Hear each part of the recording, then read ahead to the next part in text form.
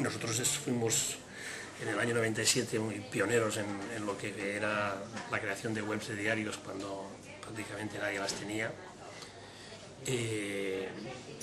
Pero después nos mantuvimos con el mismo, haciendo el símil con el mismo coche durante muchos años, haciendo un pequeño tuneado, porque nosotros tenemos, entre otras cosas, una peculiaridad, que es que publicamos simultáneamente en los dos idiomas, en catalán y en castellano. Bueno, eso suponía un cierto problema técnico para que la traducción y la elaboración fuera simultánea.